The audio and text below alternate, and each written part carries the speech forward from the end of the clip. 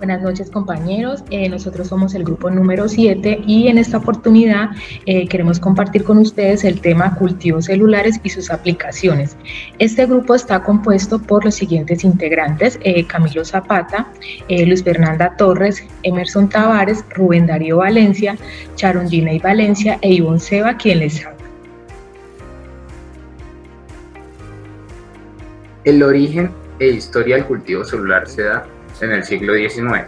En este siglo surge el método del estudio del comportamiento de las células animales, ya que de este modo se encuentra libre de variaciones sistemáticas ocurridas dentro del organismo y sometidas al estrés de un experimento. Esto aporta mucho a los avances tecnológicos y científicos que hay en este momento, ya que en ese entonces se miraba muy detalladamente la parte celular de estos experimentos con el microscopio.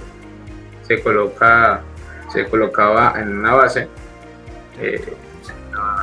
una portabase, se colocaba encima un vidrio para poder colocar la muestra y se tapa. Bueno, eso ahorita lo hablamos en el desarrollo de tal.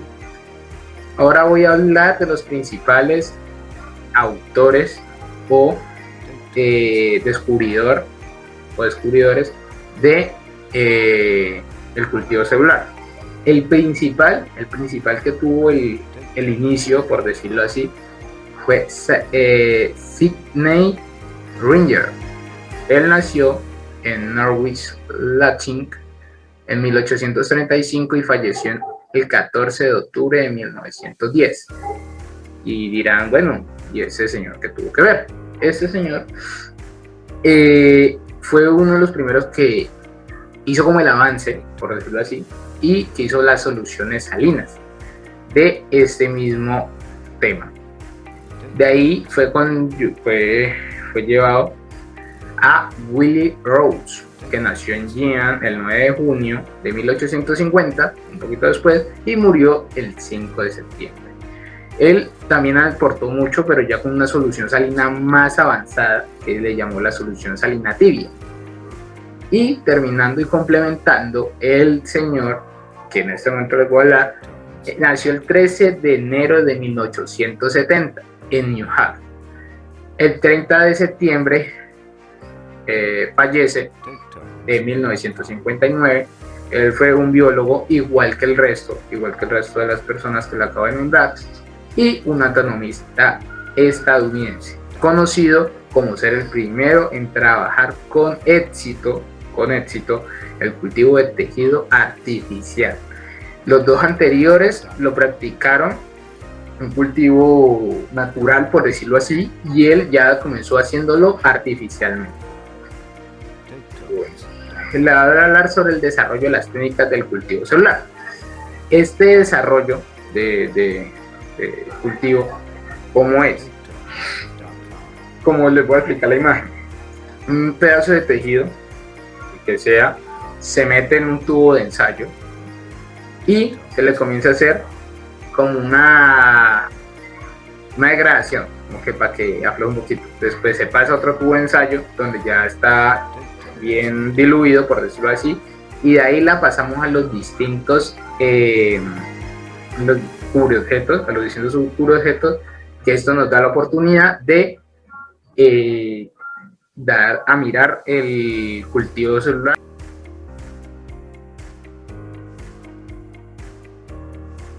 Buenas noches, mi nombre es Luisa Fernanda Torres y vengo a hablarles sobre lo que es un cultivo celular. El cultivo celular es un proceso mediante el cual las células, ya sean eucariotas o procariotas, pueden cultivarse en condiciones controladas, aunque normalmente se refieren al cultivo de células aisladas de eucariotas pluricelulares, especialmente células animales. El desarrollo histórico y metodológico del cultivo celular está íntimamente ligado a péptidos del cultivo de tejidos y el cultivo de órganos. Para esto es necesario tener un aislamiento de las células. Las células pueden ser aisladas de los tejidos para cultivos in vitro de muchas maneras. Las células pueden ser purificadas de la sangre, sin embargo solamente los linfocitos son capaces de crecer en el cultivo. Las células mononucleares se pueden liberar de los tejidos blandos mediante hidrólisis enzimática con enzimas como la colagenasa, tripsina o pronasa, que degradan la matriz extracelular. Como alternativa se pueden colocar trozos de tejido en medio de crecimiento, como lo observa nuestra imagen de la diapositiva, y las células que crecen son aptas para el cultivo. Las células que se cultivan directamente desde un sujeto se conocen como células primarias, a excepción de algunos derivados de tumores. La mayoría de los cultivos celulares primarios tienen un periodo de vida limitado. Después de cierto número de divisiones, las células entran en un proceso de senescencia y dejan de dividirse, y generalmente mantienen la viabilidad. Adicional a esto, para que estos cultivos sean viables, se tiene que tener una temperatura controlada, normalmente entre 36 y 37 grados, y una mezcla de gases que consta de dióxido de carbono y oxígeno en una incubadora celular. Adicional a estas condiciones, es muy importante el medio de cultivo. Los medios de cultivo pueden variar en el pH, la concentración de glucosa, los factores de crecimiento y la mezcla y presencia de componentes nutritivos. Esto me puede afectar el medio, al igual que la manipulación. Se debe tener una buena asepsia, se debe siempre manejar en una cabina de flujo laminar con las condiciones indicadas, ya que cualquier componente externo del medio me puede afectar el cultivo, bien sea bacterias, bien sea virus, puede hacer que el medio se me vea afectado. Las áreas de estudio de los cultivos celulares es la actividad intracelular, la transcripción de DNA, síntesis de proteínas, que consta de esto, flujo intracelular, el RNA, las hormonas y los metabolitos, la ecología celular, la acción de las drogas y las interacciones celulares, la inducción embrionaria, la cooperación metabolítica. Esto es muy importante para comprender la fisiología celular, la toxicología, la virología, para los trasplantes, para las vacunas y para los organismos genéticamente modificados.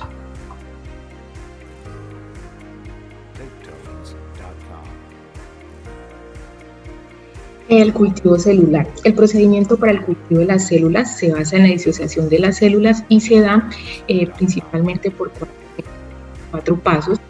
El primer paso es el cambio del método de cultivo, debido a que las células cultivadas in vitro con el tiempo agotan los nutrientes suministrados por el medio. Luego, estas células son lavadas con una solución salina tamponada con fosfato libre de iones magnesio y iones calcio. Luego, para eliminar las células muertas, se incuban a 37 grados con suficientes enzimas digestivas o un agente quelante para cubrir la monocapa. Se puede utilizar tricina, dispasa, colagenasa o Y finalmente, el grado de disociación, es decir, las células viables se observan a través de un microscopio. Para cuantificar estas células que se han cultivado, como podemos ver en la imagen, se utiliza hemacitómetro, el cual es una cámara en la cual se inyecta un volumen de la suspensión celular con adición de azul de tripana al 0.4%, y luego en un microscopio con 10X se puede determinar las células vivas por milímetro cuadrado. Después de llevar a cabo el cultivo de las células, se puede ejecutar la criopreservación, que básicamente consiste en la conservación de las células durante largos periodos de tiempo a temperaturas muy bajas. Generalmente se trabajan entre menos 80 grados y menos 196 grados sin que éstas pierdan su viabilidad.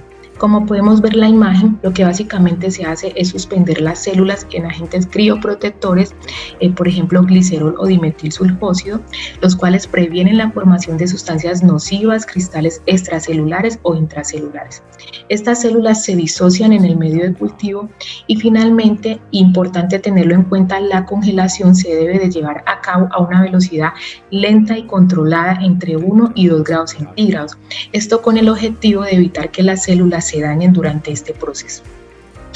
Otro proceso que se puede llevar a cabo es la descongelación.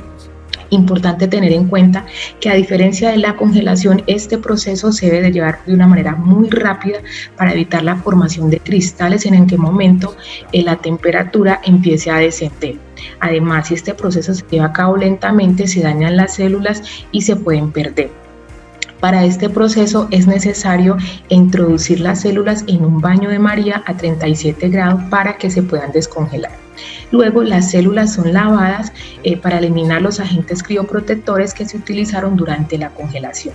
Finalmente se hace un cambio del método para quitar todos los posibles restos o trazas del crioprotector que se utilizó.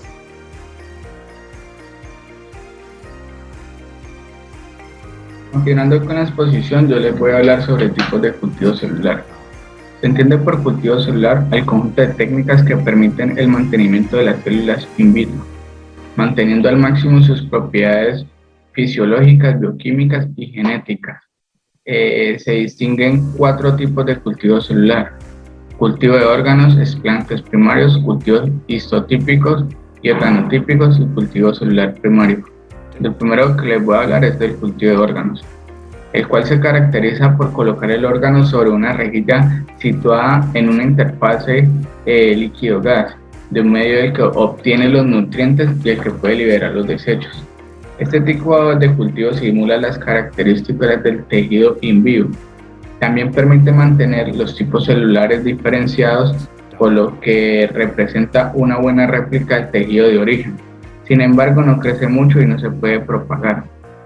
El siguiente tipo de cultivo son los explantes primarios, en donde se caracteriza por colocar un fragmento de tejido o de órgano en una interfase sólido-líquido, de un soporte de vidrio o de plástico. Las células se adhieren a la superficie, en donde las células de la periferia del explante pueden migrar y proliferar por la superficie del soporte. El siguiente de los cultivos, y es el más utilizado, son los cultivos celulares primarios, el cual se puede obtener a partir de explantes primarios o de suspensiones de células disgregadas. En estos cultivos se pierden las interacciones célula-célula y las interacciones de la célula con la matriz extracelular. Sin embargo, las células son capaces de proliferarse.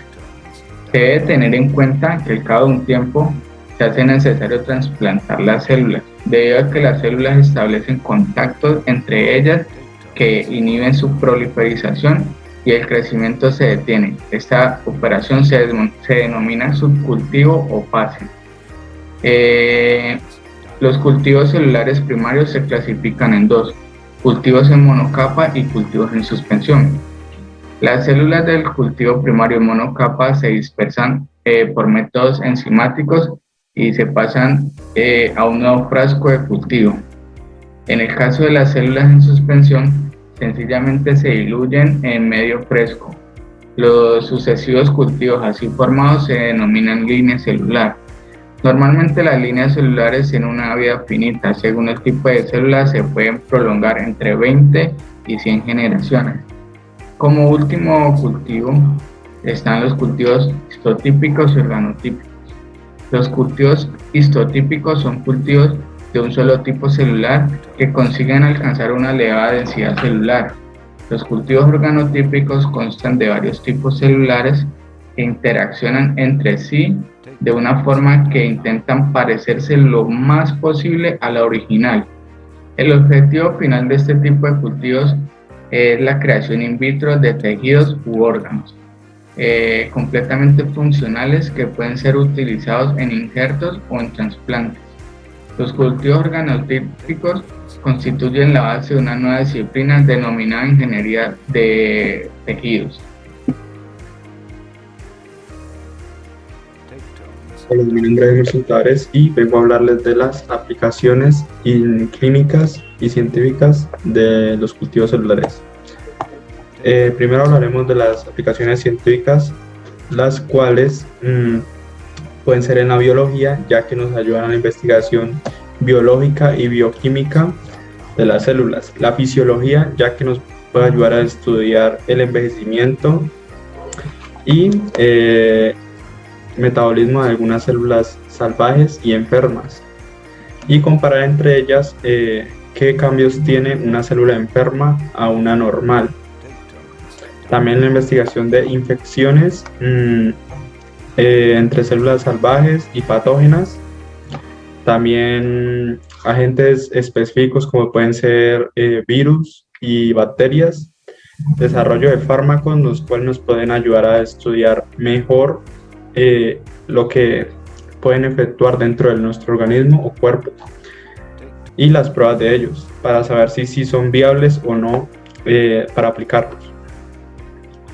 En aplicaciones clínicas tenemos que podemos crear proteínas, anticuerpos, hormonas, también podemos hacer investigaciones biológicas, producción de vacunas y pruebas de ellas, si son viables o no aplicarlas o cuánto tardan en hacer efecto o cómo pueden efectuar ellas en las células, estudio de células madre y también la creación de ellas, las cuales pueden ayudarnos a la regeneración y transporte de tejidos, ya que hay ciertos tipos como son las células HIPSC, las cuales pueden diferenciarse en otros tipos de células.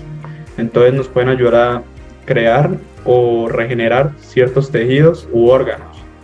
También el estudio de células cancerosas, introducción de nuevo material genético a ciertas células como un tipo de terapia o corrección de algún problema que ya se anteriormente estudiado, y el estudio de enfermedades hereditarias o hepáticas. Muchas gracias. Buenas noches, mi nombre es Sharon Valencia. Les vengo a hablar un poco sobre las ventajas y desventajas del cultivo celular. Ventajas: permiten un control preciso y fino del medio ambiente, caracterización y homogeneidad de la muestra. Economía. Desventajas: técnica sensible, cantidad y coste, inestabilidad, desdiferenciación e identificación de las células y validez del modelo in vitro. Primero, permiten un control preciso y fino del medio ambiente. Esto quiere decir que controlan las condiciones medioambientales, físico-químicas, como el pH, la temperatura, la presión osmótica, la presión parcial del O2 y CO2, y fisiológicas, que serían las hormonas, los vectores de crecimiento, la densidad celular. Caracterización y homogeneidad de la muestra. Una muestra de tejido es siempre heterogénea, pero al cabo de una o dos fases, las líneas celulares cultivadas son homogéneas, lo que quiere decir es que su morfología y su composición son uniformes. Economía. Al realizarse en volúmenes reducidos se requiere menos cantidad de reactivos o drogas y se garantiza el acceso directo de las sustancias a las células sin que se diluya y sin que sufra ningún tipo de modificación metabólica. Desventajas. Técnica sensible. El crecimiento de las células animales se tiene que realizar en estrictas condiciones de asepsia porque su crecimiento es mucho más lento que el de los contaminantes más habituales. Esto es porque ya que los procesos microbiológicos son mucho más rigurosos y entre estos están los hongos, las levaduras, las bacterias, entre otros. Además, las células animales son incapaces de mantenerse vivas en ausencia de la compleja mezcla de nutrientes presentes en el plasma o en el fluido intersticial. Esto es porque para el proceso de preparación del medio y la siembra debe requerirse un personal idóneo, si no es muy posible que se contamine. Cantidad y coste. Lo que quiere decir esto es que para altos costos se podría producir una pequeña cantidad de células. Inestabilidad. Algunos cultivos celulares son inestables porque la velocidad de crecimiento y la capacidad de diferenciarse entre un cultivo y otro a veces hace más difícil debido a la dotación cromosómica aneuploide. Desdiferenciación e identificación de las células. Al propagarse la línea celular, las células pierden las características fenotípicas propias del tejido de procedencia. Se necesitan marcadores estables que permitan identificar la procedencia de las células. Validez del modelo in vitro. Un cultivo celular es un disdegrado celular de un tejido y se diferencia de este en que se ha perdido la organización espacial tridimensional propia del tejido, ya que éstas se propagan en 2 dimensiones. Se han perdido las interacciones entre los distintos tipos celulares, entre las células y la matriz extracelular, y carece de los componentes sistémicos implicados en la regulación de la osmotosis in vivo, especialmente en los sistemas endocrino y nervioso. Bueno, muchas gracias.